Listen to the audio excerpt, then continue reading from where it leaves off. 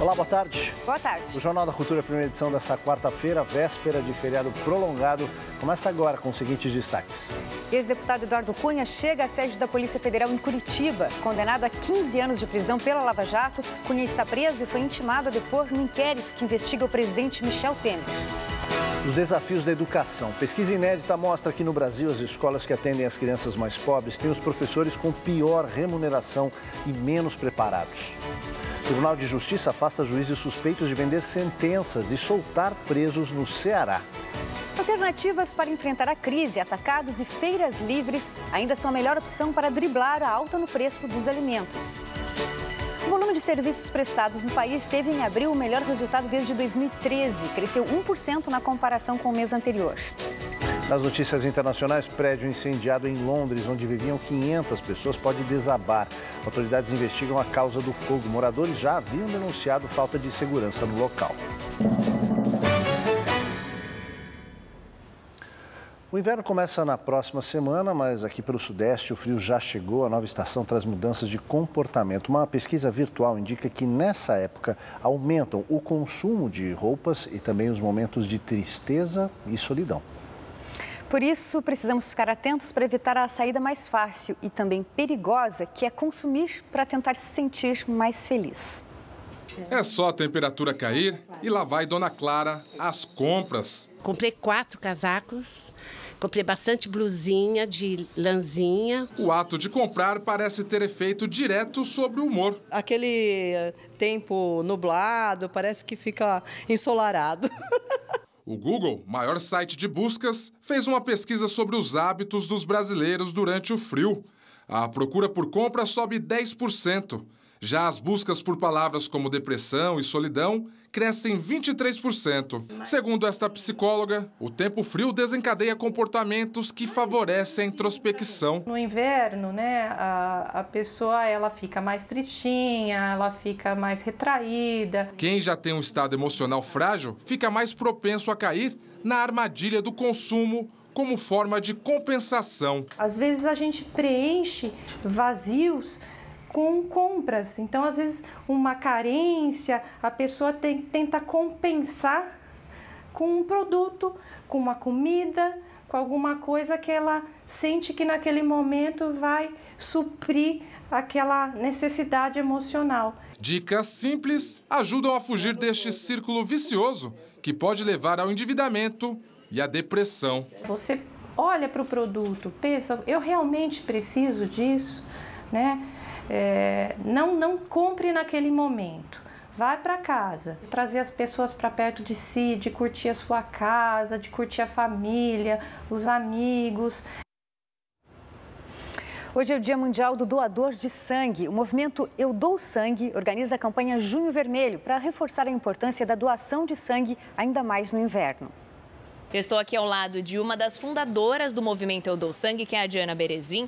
Diana, por que nesses meses mais frios o movimento cai tanto?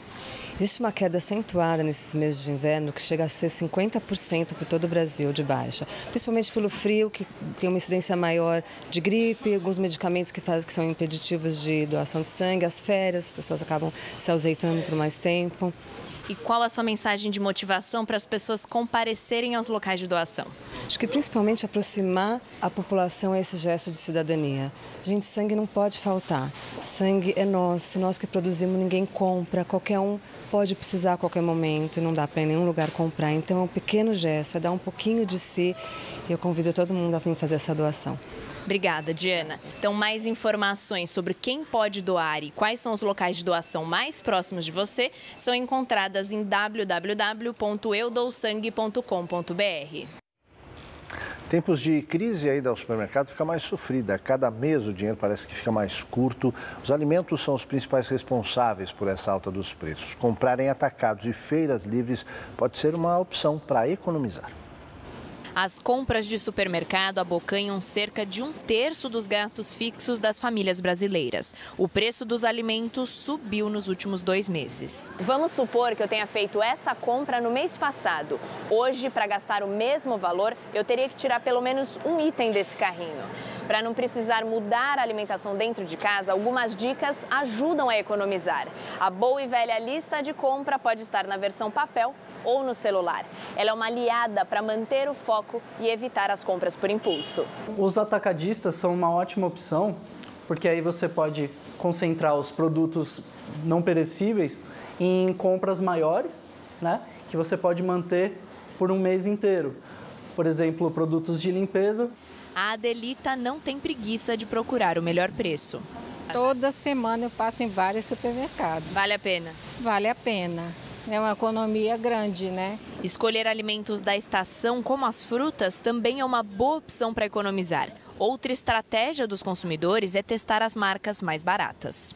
Quando tem uma marca mais barata, a gente compra um, prova, se aprovar, volta, compra mais, né? Eu já substituí amaciante, que eu uso um, mas por conta do preço comprava outro. Hoje em dia a gente tem sites, aplicativos que a gente pode utilizar para pesquisar, inclusive por regiões, por tipos de mercado, por produtos. Então, essa tecnologia veio realmente para ajudar a gente a ter opções muito melhores.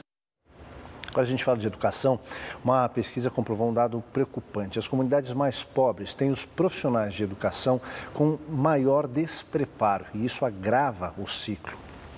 E disso surgem outros problemas, como a piora na desigualdade social e de todos os seus problemas, incluindo o trabalho infantil. Alta rotatividade de professores, mais salários baixos, mais diretores despreparados. O resultado só pode ser baixo rendimento dos alunos. E quanto menor a renda da família, pior o cenário. Uma equação perversa, comprovada por um estudo inédito da Fundação Lehman. 8 em 10 escolas que atendem comunidades pobres têm vagas sobrando. Nas de nível alto, esse número cai para 13%. Mais da metade dos diretores dessas escolas têm menos de 7 anos de experiência e recebem os menores salários. A pesquisa utiliza dados da Prova Brasil 2015. Mais de 50 mil diretores responderam ao questionário. Entre as reclamações mais comuns, eles dizem que não tem apoio pedagógico. 1/3 das escolas de comunidades carentes não tem conselho de classe. Os números ganham vida na periferia das grandes cidades, onde falta até livro didático. A Maria Gisele tem um filho de 8 anos na rede pública. Ela conta que os livros são reutilizados. Já vem com a resposta. Então, o aluno que é interessado, ele não vai olhar. O aluno que tem orientação até mesmo de casa. E já o aluno que não já tem dificuldade, já vê a resposta ali, ele vai pegar a resposta que está no livro. A Ivanice tem uma filha na escola e a outra já chegou à faculdade. Mas o esforço para conseguir isso foi conjunto para lidar com a falta de professores e salas superlotadas. O professor, ele não tem melhorias nenhuma para dar aula, para melhorar. Tipo as xerox, ele tem a quantidade de xerox para tirar por mês. Se passou aquela quantidade, ele tem que tirar do bolso dele. Não tem um incentivo na sala de aula. A precariedade acaba com um poder da educação, o da transformação. E pior que isso, leva a um outro problema, o do trabalho infantil. Uma pesquisa feita pelo IBGE mostra que em 2015, 80 mil crianças entre 5 e 9 anos estavam trabalhando no Brasil, onde o direito à infância e educação é negado a 3 milhões delas. Dados da Pesquisa Nacional por Amostra de Domicílios mostram que os alunos de baixa renda entram mais tarde na escola e saem muito mais cedo. Entre as famílias com renda superior a 2 salários mínimos, 70% dos filhos chegam à escola com 2 anos. Entre os alunos de renda per capita inferior a 1 salário mínimo, apenas a metade consegue entrar na educação infantil com 3 anos.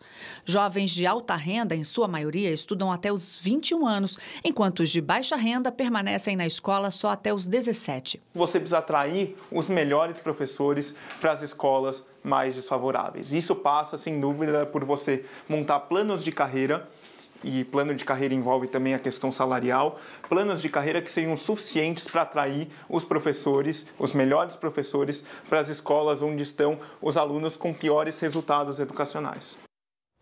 Você viu aí na reportagem o trabalho infantil como uma das consequências desse problema, né? Problema que ainda persiste no país. Por causa disso, começa hoje a exposição Sonhei Ser Criança, para celebrar a Semana Mundial de Combate, justamente ao trabalho infantil. A repórter Lilian Coelho tem mais informações para a gente. Boa tarde, Lilian.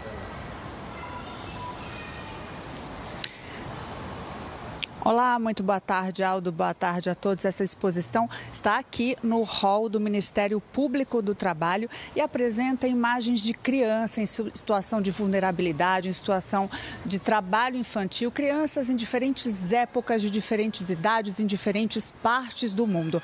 Sobre esse assunto, eu converso com a Procuradora do Trabalho, Elisiane Santos, que vai falar sobre esse enfrentamento, principalmente numa data, né, que foi lembrada, dia 12 de junho, dia de combate ao trabalho infantil. O que é importante destacar? Como é que está esse enfrentamento?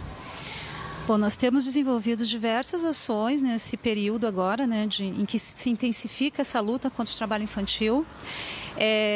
Nós temos hoje no Brasil um contingente de 2.700.000 crianças e adolescentes entre 5 e 17 anos em situação de trabalho. Esse número ele vem num decréscimo, né, o número total, mas por outro lado, na faixa etária menor, de 5 a 9 anos, ele tem vindo num aumento, né, numa tendência de aumento. Isso nos preocupa muito. Ok, muito obrigada, e fica importante, portanto, deixar claro esse combate por meio dessas imagens lamentáveis. Aldo, olha, a exposição está em cartaz aqui no hall do Ministério Público do Trabalho até o dia 30 de junho. O endereço é Rua Cubatão, número 322, está aberta ao público, é gratuita, pode ser vista das 9 da manhã até às 5 da tarde, aqui na Zona Sul de São Paulo. É com vocês aí no estúdio. Obrigado, Lilian. Ana. O vídeo do adolescente tatuado na testa viralizou na internet e revelou como o sentimento de justiça com as próprias mãos é repudiado, mas ao mesmo tempo defendido nas redes sociais. O Brasil, segundo um estudo da Universidade de São Paulo, tem um caso de linchamento por dia, e a divulgação dessas imagens pode estimular este tipo de violência. A suspeita do roubo dessa bicicleta foi o suficiente para um gesto de violência extrema. O adolescente acusado do furto, que tem problemas com álcool e drogas, foi julgado e condenado por 2 homens. A sentença viralizou nas redes sociais. A ideia de fazer justiça com as próprias mãos tem mais a ver com vingança do que com a solução real contra a violência. Quem estuda esses acontecimentos também acredita que a impunidade e os maus exemplos que vêm lá de Brasília também alimentam o olho por olho. É um raciocínio de que a polícia não funciona, o Ministério Público não funciona, o Judiciário não funciona, não temos instituições sérias no Brasil, então nós vamos resolver. Nós vamos linchar, nós vamos bater, nós vamos tatuar.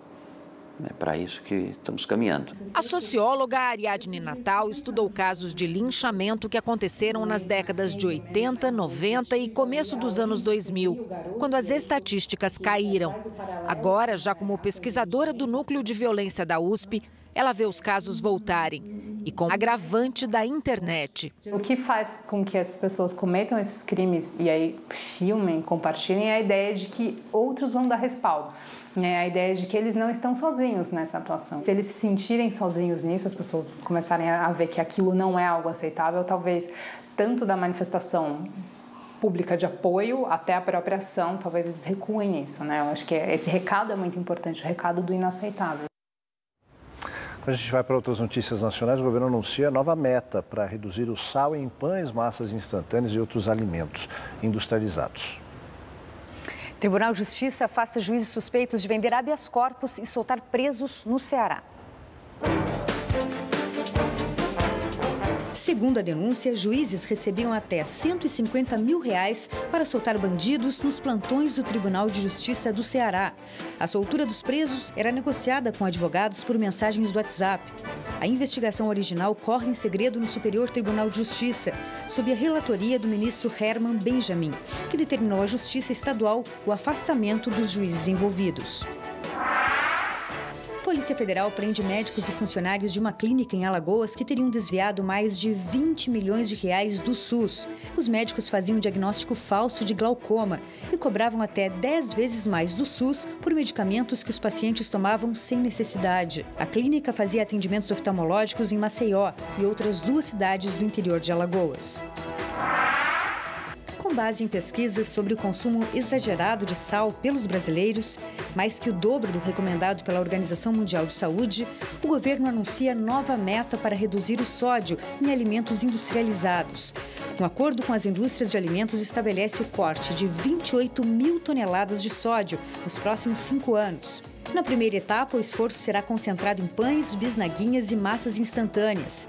Segundo os cardiologistas, o sódio é um dos principais responsáveis por doenças como infartes e acidentes vasculares cerebrais, que matam mais de 300 mil pessoas por ano no Brasil. O volume de serviços prestados no país teve, em abril, o melhor resultado desde 2013. Cresceu 1% na comparação com o mês anterior. Mas o IBGE, que divulgou o índice nesta manhã, chama a atenção também para a comparação com o abril de 2016. Aí, o índice mostrou um recuo de 5,6%. O que puxou a alta foi a categoria de transportes, com crescimento de 1%. O desempenho da indústria, que cresceu 0,6% em abril, também ajudou o setor. Ainda assim, no acumulado do ano, o setor de serviços mostra queda de 4,9% e nos últimos 12 meses o recuo é de 5%. Ele não estava em Nova York, estava na China. O empresário Joesley Batista, pivô do terremoto que atingiu o governo Temer e o senador Aécio Neves, voltou ao Brasil no domingo para novos depoimentos sobre a delação premiada dele e de outros executivos da JBS. Outro convocado a prestar depoimento?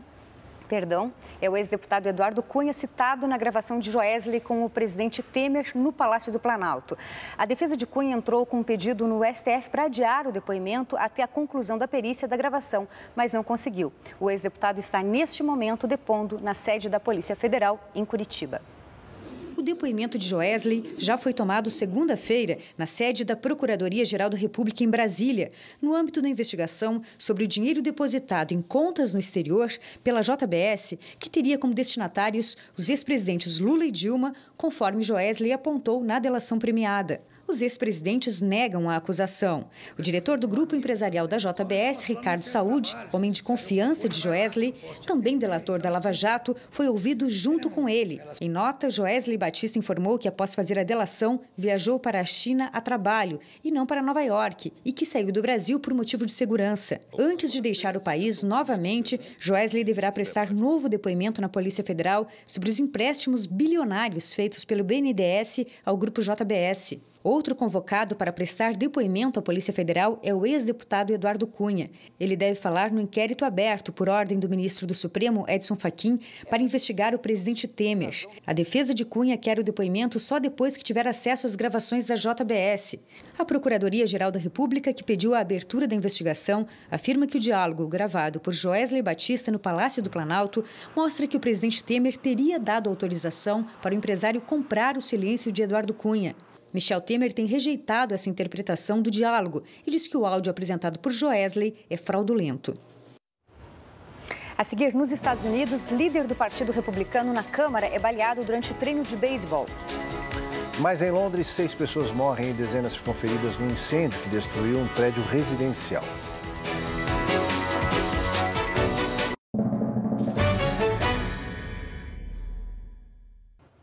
Agora, no noticiário internacional, um dos líderes do Partido Republicano dos Estados Unidos foi baleado hoje cedo durante um treino de beisebol em Alexandria, no estado da Virgínia.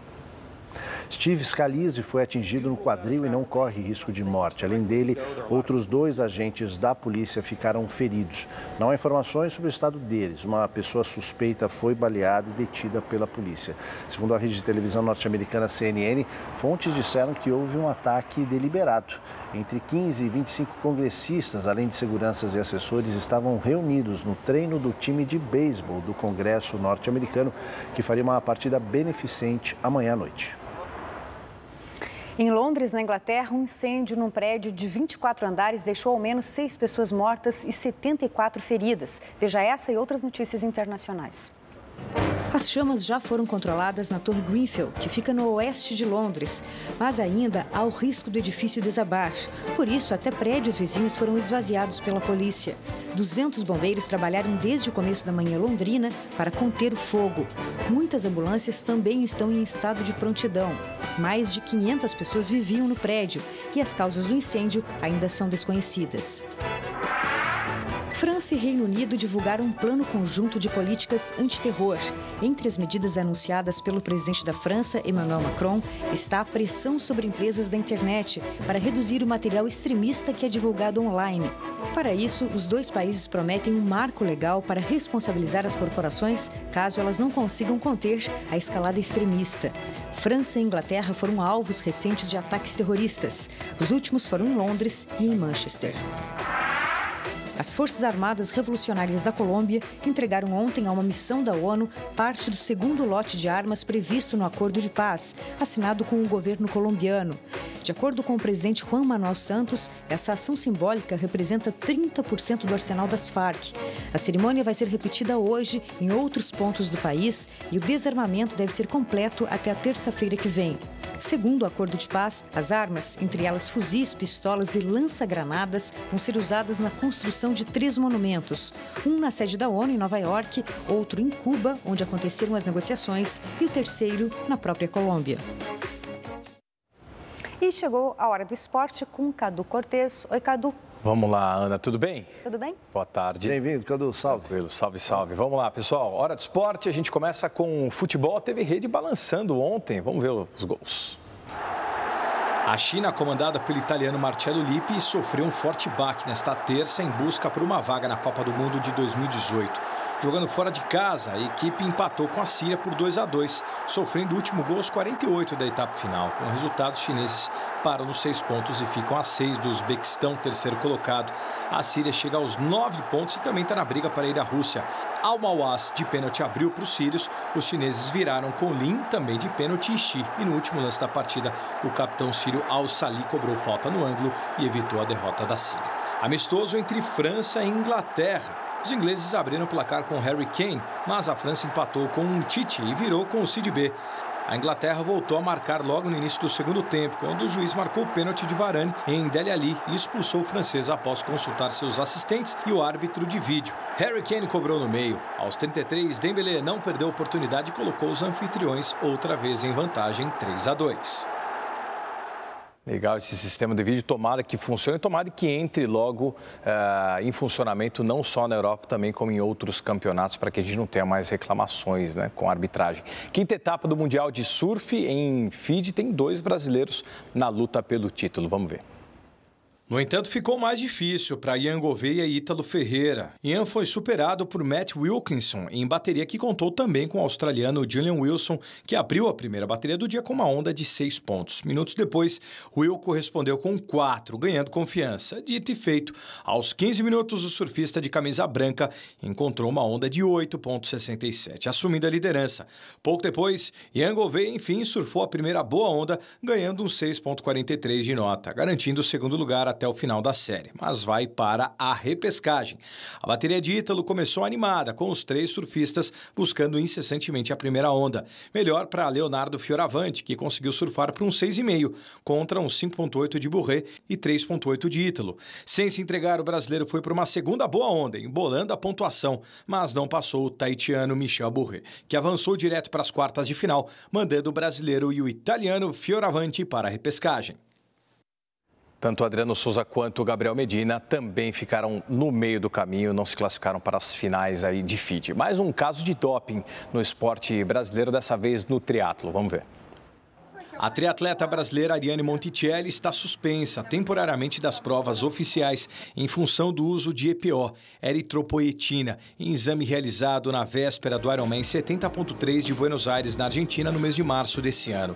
Estando entre as 50 melhores do ranking mundial, estes atletas estão sujeitos a exames surpresas, e foi o que aconteceu. Dias depois da notícia bomba, Ariane falou com o site Mundo Tri e explicou os motivos que a levou a tomar tal atitude. Nada do que eu falar aqui justifica meu erro. Em 2016, enfrentei inúmeros problemas e em 2017 eu mais do que nunca me cobrava resultados. Sucumbindo a essa pressão, resolvi fazer uso de EPO.